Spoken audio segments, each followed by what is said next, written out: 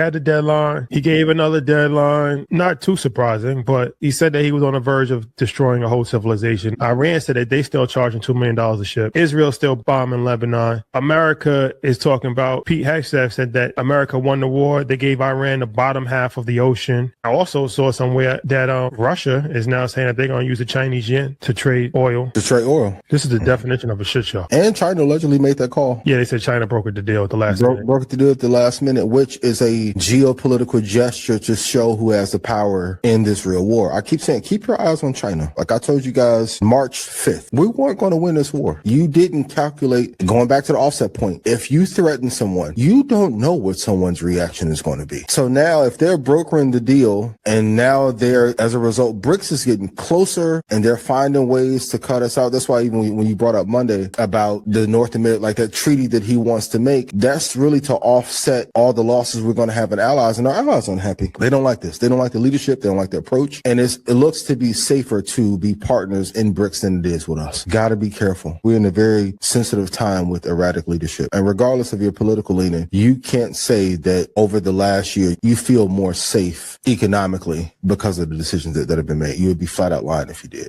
Not just NATO. You know who else didn't help us? South Korea didn't help us. You know who else didn't help us? Australia didn't help us. You know who else didn't help us? Japan. We've got 50,000 soldiers in Japan to protect them from North Korea. We have 45,000 soldiers in South Korea to protect us from Kim Jong-un, who I get along with very well, as you know. Do I want to destroy their infrastructure? No. It will take them 100 years to rebuild. Right now, if we left today, it would take them 20 years to rebuild their country, and it would never be as good as it was. And the only way they're going to be able to rebuild their country is to utilize the genius of the United States of America. You want to know who else didn't help us? You ain't helped us. You want to know who else ain't helped us?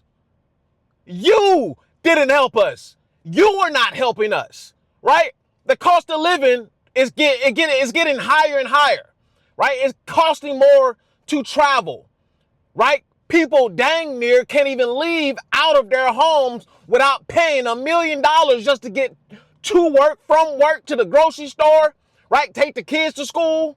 You ain't help us. Why in the world would any of our allies help us, right? Why in the world would NATO help us when you started an unnecessary war? First and foremost, even before that, right? You went on a whole tirade, right? Discrediting our so-called allies, right? Talking down to our so-called allies, talking down on NATO, threatening NATO. Did you forget what you did to Canada? Oh yeah, make them the 51st state. Yeah, listen, regardless of how you feel, you can't come back and be like, hey, can you guys come and help us? Right? I made a mistake. I didn't know that they was going to play this kind of drastic economic game. I didn't know that they were going to pull the switcheroo on me. I didn't know, right? I didn't know. I take back what I said. No, you can't take it back now, right? This is by far the most incompetent administration that it has to be in history. It has to be, right? The blatant stupidity. Who is the advisors?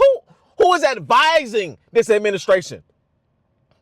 Who is advising Trump? Who's advising him?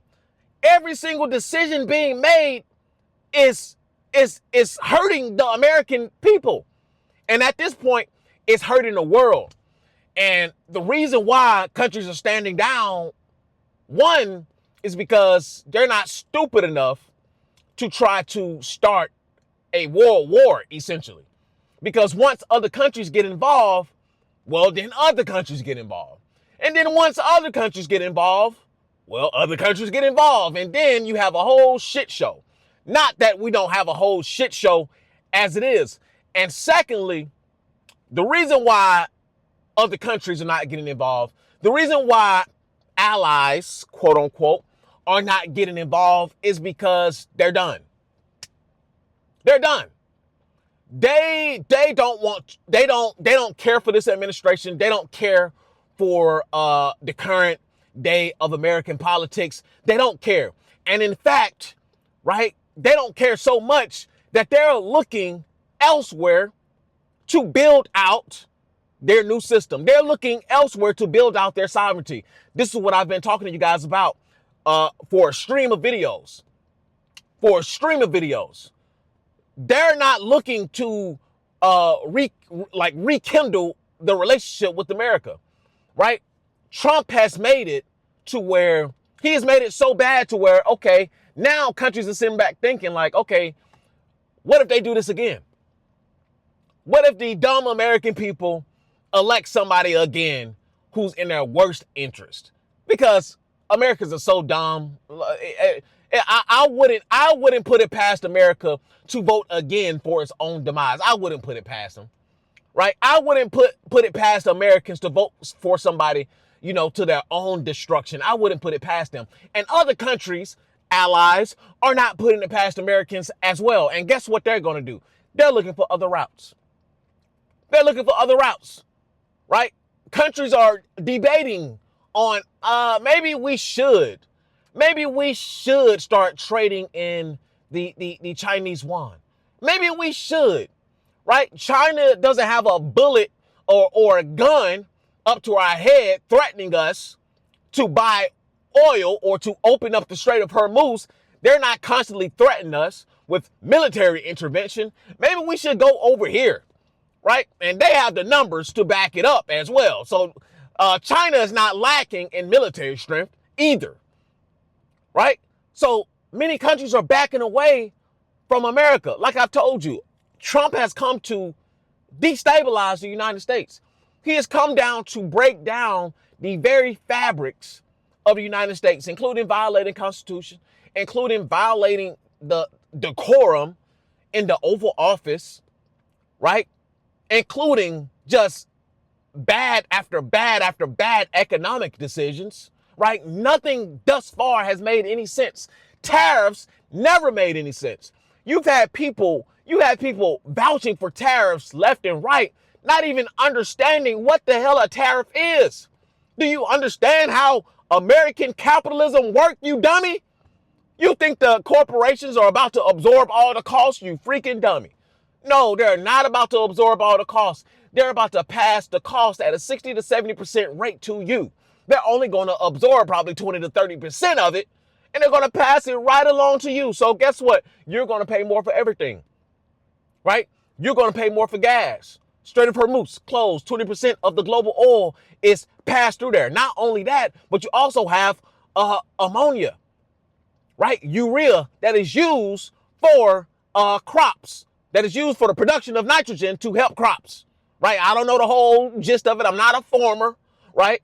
But it is very important. It's a very important tool that most of the world use to grow their crops. And right now it's harvest season or planting season, whichever one. But all together, this is bad. This is bad. This is horrible. And Americans are just so oblivious. So yes, other countries have to step down. Yes, we're not backing you. We're not backing this administration. Hell, we may not even back America moving forward, because America has shown the world that it is willing to bully, right? Not coexist, not work together, but to bully people into, or bully countries into doing their bidding or working with them, or else, right? Or else. That's all the United States is about. America could really stay a superpower. America could really stay a superpower if we help the world grow. I really don't understand how this is not simple mathematics. America could remain a superpower if we just help the world grow. And many of you go to say, well, what about all the aid we've been giving out? Man, that is a smoke and mirrors. What about all the aid we've been giving to Africa? What about all the aid we've been giving out to India and everybody else been taking our aid? Listen, man, that's smoke and mirrors. That's smoke and mirrors because corporations and the U.S. go into these countries, destabilize it, take out leaders and steal the resources and give it to their corporate buddies to continue to steal the resources. Don't talk to me about giving out aid when the United States itself is responsible for the destabilization of many of these nations. Right? Don't talk to me about no giving out aid. How about you help the world grow with all of your riches, with all of your money, right? All of this so-called whatever we have here, right? I don't see shit left. So-called the richest nation in the world. No, we're the most overworked nation in the world. We're the most in debt nation in the world. We're the most consumer-driven nation in the world, right? We just so happen to make more money than everybody else because the USD is the world's reserve currency. That's about it. That's about it. Right? That's Americans are overweight, fat, can't run a mile to save their life. Can't run around the block to save their life. Right? So, listen, it's horrible. We can't even save ourselves. We can't even save ourselves. Right? So, of course, it's not in us to save anybody else. Listen, America is doing to Americans what America has long did to places overseas. We're in a time period where the same monster that allowed us to benefit from it, that same monster we watched eat everybody, the same monster we watched destabilize countries, that same monster we saw rip families apart, that same monster has nothing else to eat. So what happens during starvation? Come on now, smart people. What happens during starvation? Many of you have probably never been on the brink of starvation or extreme starvation, but based on the science, this is what happens during starvation, right? The body literally starts to eat itself. This is what happens, right? There's documented stories of people going through starvation. Not only is the body internally eating itself, right? Breaking down every muscle, breaking down every tendon because it has nothing else to use for energy. But also there's documents that shows that the human being, that person actually starts eating themselves, right? Not because they necessarily want to eat themselves, but there is nothing else to eat. There's no food, no energy in the vicinity, right? So to quench that starvation, they eat themselves to death, right? Just to quench that thirst, that starvation is hurting them, is killing them. They just want it to go away. So they start eating themselves. This is what happened. This is what is happening to America right now. There's no food. Well, there is food, but you got people in the way. They're like, nah, we're not doing this again. No sirski. So guess what America has been doing for the past few decades? It has been eating itself. All this debt that it can't afford, the consumerism, right? The fat sloppalopasauruses walking around here. America has turned on itself. The monster that we used to watch, right, eat everybody else is now eating itself. And this was bound to happen. This is how usually unchecked power works. When power goes unchecked, right? When there's no principles, right? No rules to power. When power just goes and goes and goes, this is bound to happen, right? So now, what else is there to do? What else is there to do but make a move? That's all you can do at this point.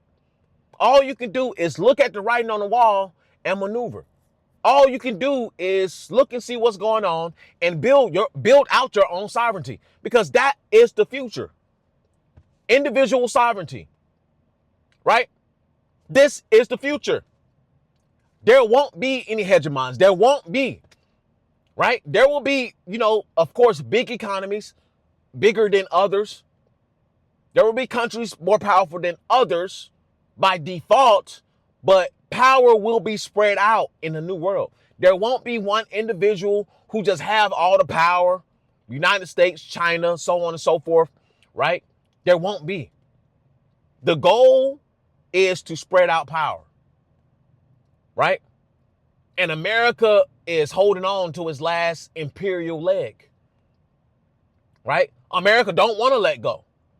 They don't want to let go of their imperialism. They don't want to let go of their supremacy. They don't want to let go. They don't want to give away power. They don't want other countries to build themselves up.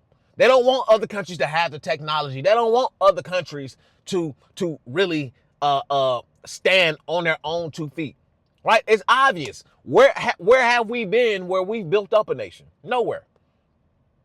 Most of everywhere we've been, we've left it in a worse spot, in a worse condition, right, than it was when we arrived, aka Iran. It's in a worse condition than when we arrived, right? Most of these places, Cuba, worse condition, right? We go into these places and we do things that are really not in the best interest of growth of the overall population. We go in there only with the intention to do our own bidding and whatever works for America at the time, which is usually exploitation, which is usually stealing of resources, right? We've never done what's in the best interest of anybody, not even Americans. So listen, you can sit back and watch the monster eat itself, right? Or eat you. Or you can go ahead and maneuver like many countries are doing, right? You got to move with the wave. And a new wave is sovereignty. Through crypto, sovereignty, through automation, AI, right? Ghost mode, essentially. So listen, we're having a group call every Friday at 6 p.m. Central Standard Time. These are some of the conversations that we have. You can also join the Patreon. I have countless videos. We're still on phase 2, which is alignment, and I'm teaching people the tools and I'm teaching people the mindset that they need to be able to make it in a new world. I'm teaching AI. I'm teaching automation. I'm teaching ChatGPT, how to use ChatGPT, Perplexity, right? Claude, you name it. I'm teaching people how to build out websites that fits their skill sets and fit the needs of whatever that people need, the market, whatever the market needs. Come over to the Patreon, join the family so I can forge your mind and act, and so you can actually learn the tools that is needed to survive in a new world. And also the inner circle. We're having a group meetup at the end of the year, December going into the New Year's. We will have a meetup in the Dominican Republic, but it's only for inner circle members only. Come over to the inner circle, join the family, join the Patreon, learn something, grow, maneuver, and build your sovereignty. Listen, the after pill is the ideology. The escape blueprint is the framework. And PFP life is how you should live. Purpose, freedom, and power. I'll see you guys on the next one. Peace. I built a life. I built a family. I worked my hands raw to get here. And I'm not done. This is the escape blueprint. PFP life. A way out of the grind and into control. You'll learn how I stack cash, build systems, and reclaim time so you can live on your own terms. You will watch me maneuver and grind towards the life that I achieve for myself, and you can also do the same. Join the circle, join the Patreon, learn the steps, and protect your freedom. The escape blueprint, PFP life.